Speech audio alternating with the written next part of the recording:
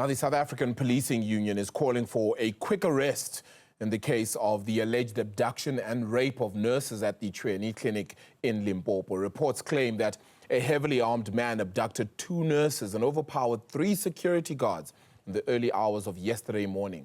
Police say the nurses were then sexually assaulted in nearby bushes before being released. For more on this horrific story, we are joined now by SAPU spokesperson Lesiba Thobakgale. Lesiba, thank you so much for the time. I'm not sure if you can perhaps provide us just with an update on the well-being of all those that were injured and, of course, assaulted in this situation as well. Thank you for having us, and evening to your viewers. It is one of those sad days when we are seeing public servants who are nurses who got to be violated in this manner. It really brings us anger as well, like we feel when police and members of law enforcement gets to be attacked and killed. So it is one of those sad situations. Unfortunately, we have made a call to say we need to see a swift arrest of the perpetrator, this sole perpetrator who really had such guts to go to a public institution where public servants are doing a night shift and they themselves sacrificing their lives and the time of their families to give service delivery to the nearby communities at Chuene Clinic, and did what he did to them. So it is a call we are making to say that the police need to make sure that they act swiftly. We really take comfort in the issue that they pronounce themselves that they are giving this issue an attention.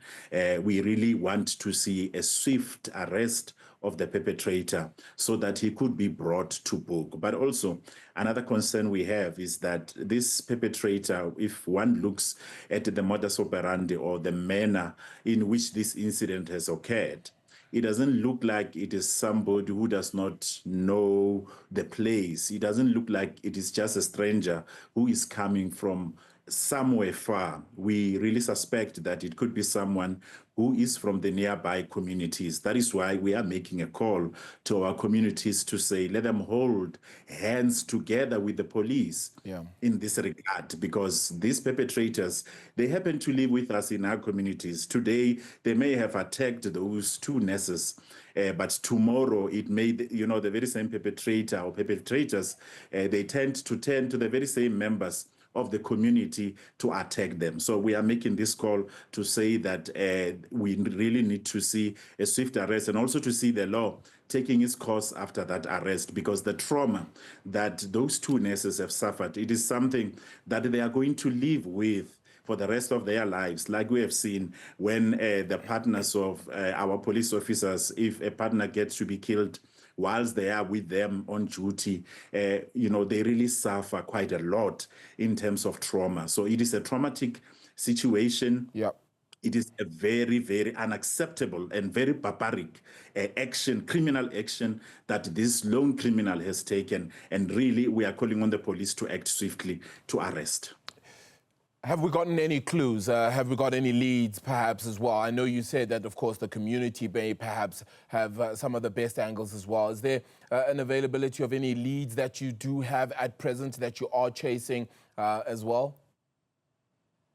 In cases like this, we tend to give the police space so that they can do their work. What is giving us comfort is that we have seen that the Provincial Commissioner of Limpopo, Lieutenant General Hadebe, gave resources to say, indeed, they are following up on this case. They are making sure that they are doing everything that needs to be done in order to trace and really find and be able to arrest the perpetrator. So we are indeed hopeful that the police would be able to make a breakthrough in it, because the sooner it really happens, the better. So that is the call. That is a situation that we find ourselves under, and we are finding comfort under that circumstances that the police are really acting swiftly in this matter.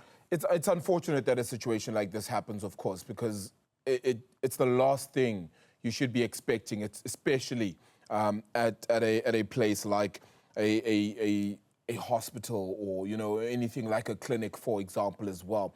Is there a notion now to look at bringing in some sort of increased security, maybe training for those security guards if need be as well, just to add on to ensuring that this sort of thing doesn't happen again in future?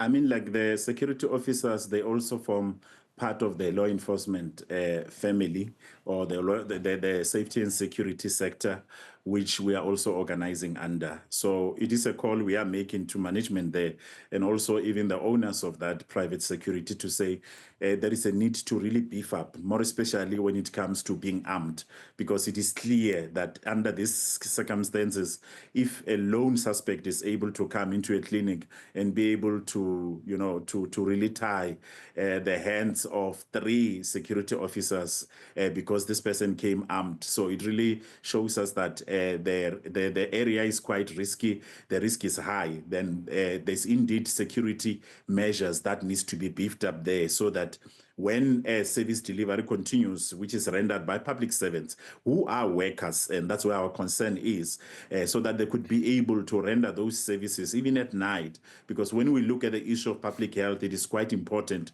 that our society receive it 24/7.